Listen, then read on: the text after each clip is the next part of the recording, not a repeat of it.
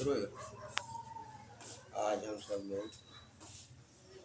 अपनी आदर्श जनता पार्टी नदी दोनों अपनी आदर्श जनता पार्टी जो एक पार्टी ही नहीं है, ये हम सब की गांव गरीब किसान मजदूरों की एक स्टेशन है, प्लेटफार्म है।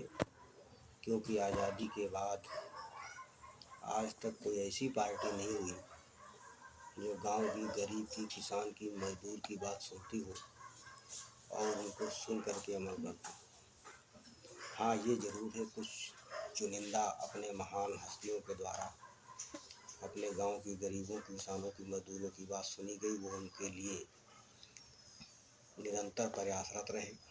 क्योंकि वह इसलिए प्रयासरत रहे कि वो किसी ज़मीन से होकर के और ऊपर तक पहुंच पाए। उसमें सबसे पहले अपने राम मनोहर लोहिया जी, चौधरी चरण सिंह जी, जिनका इतिहास बताता है वो भेष बदल करके गांव के लिए, गरीब के लिए, किसान के लिए हर तरीके से वो प्रयासरत रहते थे, भेष बदल लेते थे और गांव गरीब के लिए अपना भेष बदल के सब कुछ करते थे।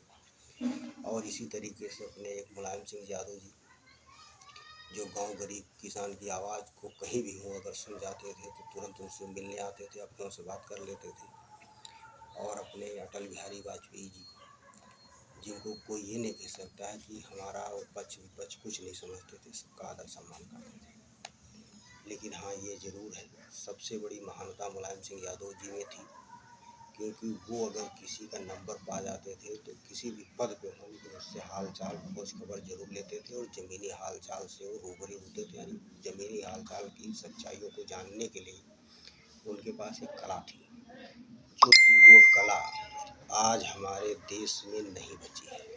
हाँ, ये ज़रूर है कि गांव के बुजुर्गों के कथनानुसार लोग चुनाव के समय में इस बड़े बड़े सपने दिखाते हैं और चुनाव जीतने के बाद 4.5 साल तक गायब हो जाते हैं और 6 महीने पहले आते हैं तो फिर सपने दिखाने लगते हैं और गांव गरीब किसान मजदूर बेचारे भोले भाले उनको अपने जाल में फंसा लेते हैं और फिर चले जाते हैं। आज हम सब लोग ये कहते हैं कि हमारी सभी सरकारों ने बहुत ही अच्छा काम करके शिक्षा के स्तर को कितना ऊंचा उठा दिया।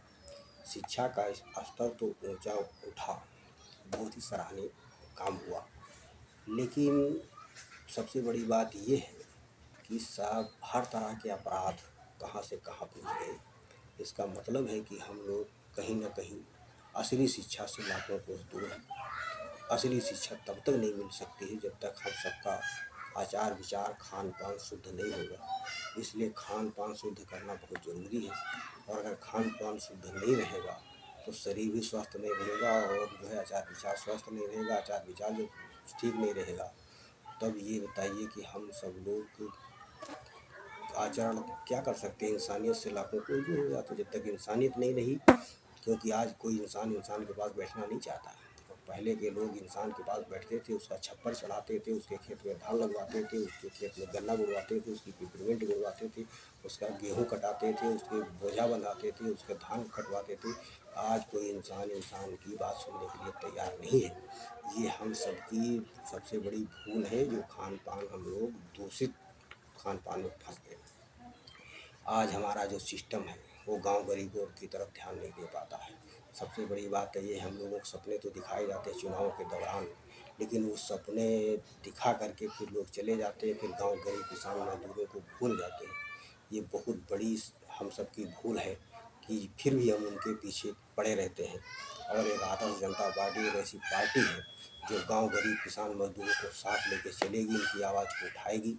और 2024 में आदर्श जनता पार्टी के राष्ट्रीय अध्यक्ष माननीय चौधरी महेंद्र सिंह यादव जी प्रधानमंत्री बनेंगे तो कोई गांव में ऐसा इंसान नहीं बचेगा जिसकी वो सुनवाई न करे।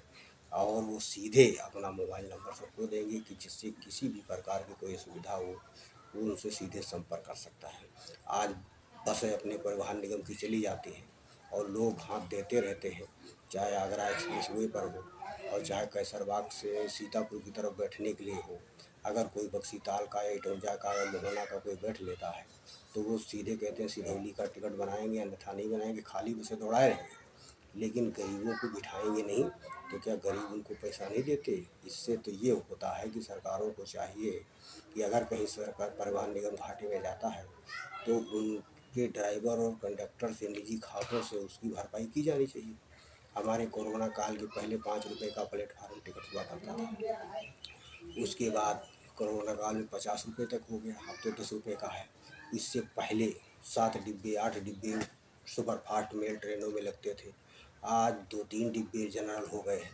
अब बताइए किसान मजदूरों के लिए कोई जगह ही नहीं है, और जबकि उनके लिए 10-10 डिब्बे हर ट्रेन में होना चाहिए कि ताकि उनको सुविधा दी जानी चाहिए। जबकि किसान मजदूरों को बात सभी लोग उनका नाम लेते हैं और उनके लिए 2-3 डिब्बे रखे, अब उसमें ठूसम ठूस इतना भर के बैठते हैं ट्रेनों में कि उनके बैठने के लिए कोई जगह ही नहीं है, और किसान मजदूरों की बात हम सब लोग करते हैं। तो आदर्श जनता पार्टी की अगर सरकार आ जाती है तो डिब्बे सभी सुपरफास्ट और एक्सप्रेस ट्रेनों में लगाए जाएंगे, और परिवहन निगम की जो बसें मनमानी की चल रही हैं इनको भी दुरुस्त किया जाएगा। साथ ही साथ दवाई मुफ्त की जाएगी, और उसके बाद पढ़ाई भी मुफ्त की जाएगी, और बिजली में भारी छूट दी जाएगी, और शिक्षा में पढ़ाई मुफ्त कर दी जाएगी, और सिंचाई दवाई शिक्षा मुफ्त होगी, और 15-15 हज़ार रुपये ऐसे गिरा गरीब किसान मजदूरों को पेंशन दी जाएगी, जिससे वो भी अपने बाल बच्चों को पढ़ाने में लिखाने में दवा में इलाज में किसी भी प्रकार की उनको कोताही न होने पाए।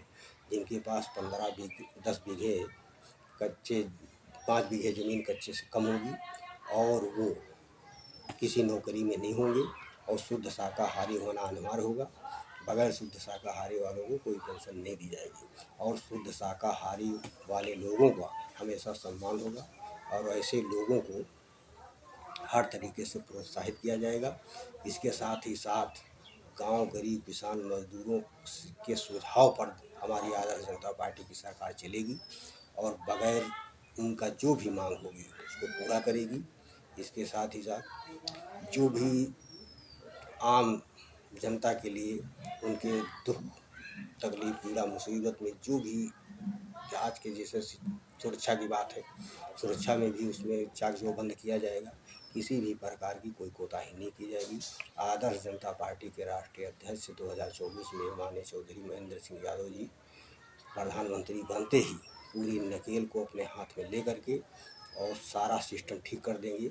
स्वास्थ्य विभाग में हम लोग चले जाते हैं, पर्चा बनना ही मुश्किल है, लाइन 10 काउंटर तो है लेकिन 2 ही काउंटर खोले जाते हैं, 2 ही काउंटर में इतनी भीड़ हो जाती है, पर्चा में बनना मुश्किल। रेलवे स्टेशन पर पहुंच जाएं और वहाँ पर 10-10 काउंटर है लेकिन 2 ही खुलेंगे, बाकी नहीं खुलेंगे। जब नहीं खुलते हैं तो ऐसे स्टेशन मास्टरों को ऐसे उस पर सरकार को ध्यान देना चाहिए कि वहाँ वो कर्मचारी अधिकारी क्या कर रहे हैं, उनके ऊपर एक्शन लेना चाहिए। अस्पतालों में वो बेचारे 1-1 लाख रुपए वेतन तो ले रहे हैं, खत्म हो गया, चला 1-1 लाख रुपए वेतन तो ले रहे हैं, लेकिन फिर अब उनके पास सर्दी जुकाम बुखार की क्षमता नहीं जो किसी को मरीज को दवा दे दे। अब उनको क्या चाहिए, अल्ट्रासाउंड कराओ, एक्सरे खिंचाओ, ये जांच कराओ, वो जांच कराओ।